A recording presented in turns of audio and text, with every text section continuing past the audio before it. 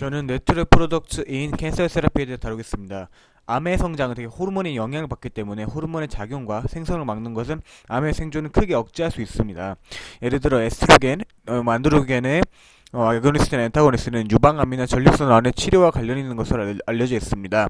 이렇게 항암제로서 호르몬과 관련된 자연적인 물질들이 있는데 이는 다음 목차에서 확인할 수 있습니다. 보시는 바와 같이 글루코코르티코이드, 프로게스틴, 에스트로겐, 안드로겐이 있습니다. 먼저 글루티코르티코이드를 살펴보면 신생 질병의 치료에 쓰이는데 그 과정을 보면 핵으로 이동시켜서 엔타이 프롤리퍼레이티브하고 세포 자멸 반응을 유도하는 특정 소형체에 결합함으로써 이러한 과정을 이행합니다. 그리고 아이에게 발생하는 급성 백혈병과 전 연령층에서 발생하는 악성 림프종의 치료에도 사용되는데 이는 글루티코르티코이드의 림포라이틱한 효과와 림프구의 성장 억제할 수 있는 능력에 기인합니다. 급성 백혈병에 대해 더 설명하자면 대부분 완벽히 백혈병 세포들을 파괴시키지만 일부 경우에서는 그러지 못하여 재발하기도 합니다.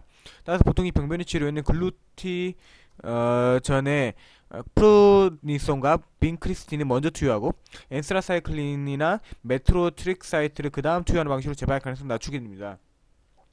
그리고 글루티코르티코이드 중에서도 덱사맥사손은 방사선 치료와 함께 뇌와 척수와 같은 중요 부위에서의 부종을 억제합니다.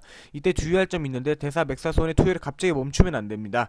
왜냐하면 급작스러운 복용의 변화는 증상의 재발을 일으키기 때문입니다. 따라서 점진적으로 줄여가면서 복용을 해야 치료 효과를 높일 수 있습니다.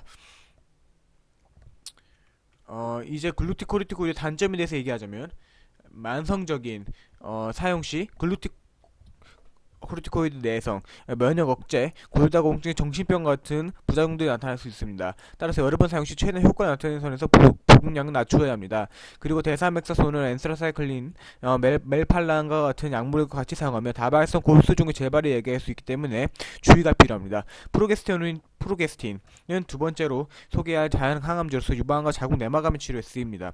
또한 에이즈나 암이 많이 진행된 환자의 치료를 돋아주고 삶의 질을 향상시켜줍니다. 하지만 프로게스테론 자체로 쓰이면 구강 복용 시 잘 흡수가 안되고 근데 주입 시 오일 캐리어와 함께 사용되어야 하기 때문에 합성 프로게스테론이 많이 쓰입니다.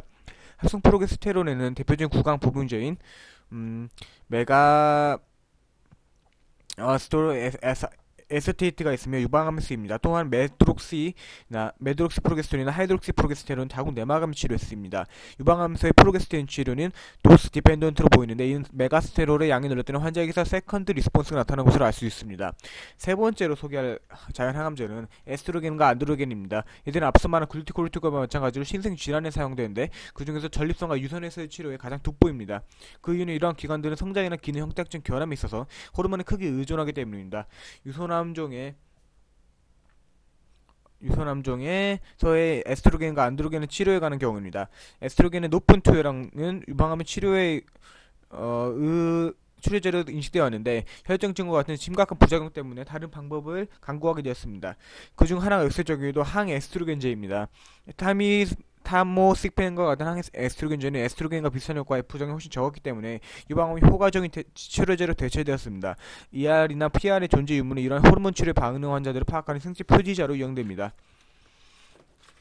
항에스트로겐 치료는 SERM, 셀렉티브 에스트로겐 리셉터 모듈레이터, SERD, 셀렉티브 에스트로겐 리셉터 다운 레귤레이터와 AI, 아로마테스 이니비터의 사용 포함하여 호르몬 성취 양성이 유방암을 치료하는 것을 말합니다. 대표적인 약물이 타목시펜입니다. 항에스트로겐 성질이 용화해 유방암 치료하지만 반대로 다른 조직에서는 에스트로겐 항진 효과를 낮기 때문에 총체적인 세라피틱 인덱스에 영향을 주게 됩니다. 따라서 타목시펜보다 더 나은 효과의 독성은 감소한 새로운 항에스트로겐성 물질들이 나오게 되는데 이들은 타목시펜 아날로그군, 톨미펜이나 드록시펜과 같은, 그리고 픽스링 컴파운드군, 랄록시펜, 라소폭시펜이 여기에 속하고요. 그리고 SERD군, 펄베스트린이 여기 속합니다. 으로 나누게 됩니다.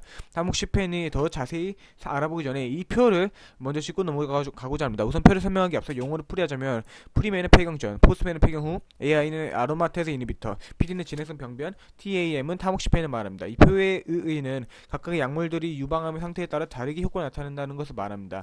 어드저반트나 보조제로 상대 유방암 초기 단계를 말하며 메타스테틱이나 반대로 전이가 진행된 유방암의 어드밴스드 스테이지입니다.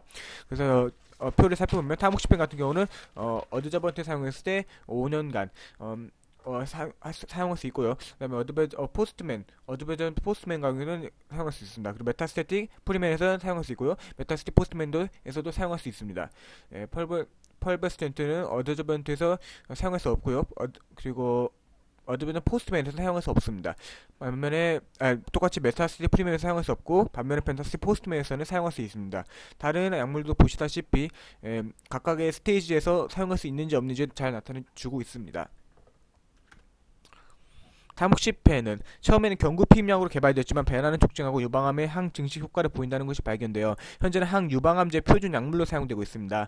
이것은 또한 유방암의 가족력이 있거나 BRCA 유전자를 가진 여성에게도 효과를 보입니다. 타목시펜은 기존 다음과 같습니다.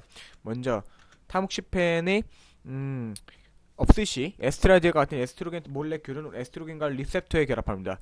리셉터에는 ERA, ERB가 두 가지 있는데 조직 분포도가 다르고 동형 일양화하거나 이형 일양화할 수 있습니다. 이 결합이 이루어지면 에스트로겐 수용체의 일양화가 이루어지고 모양이 변하게 됩니다. 이러한 변화는 에스트로겐 수용체가 에스트로겐의 표적 유전자에 대한 효과를 확증시키는 코액티베이터에 결합하여 에스트로겐성 작용을 하게 됩니다. 반대로 타목시펜이 있는 경우 에스트로겐 몰레큘의 경쟁적 억제적으로 작용하게 되어 에스트로겐 수용체에 결합을 합니다. 이는 수용체의 모양에 변화를 주지 않는데 이 때문에 코액티베이터와 결합할 수 없게 되고 결국 항에스트로겐성 작용을 나타내는 것입니다. 타목시펜은 보통 경구를 하루에 20 마이크로그램 정도 투여를 하지만 유방암 치료를 할 때는 하루에 200 마이크로그램까지 투여하기도 합니다. 그러나 높은 투여량은 망막 쇠락을 가져올 수 있기 때문에 조심해야 합니다. 타목시펜은 경구 투여 후 3에서 7시간 후에 피크를 찍으며 4에서 6주 후에는 스테디 스테이트에 도달합니다. 대사 과정을 거치게 되면 대개 대변을 통해 안에서 배출이 되면서 오줌에서 배출은 극히 일부분입니다.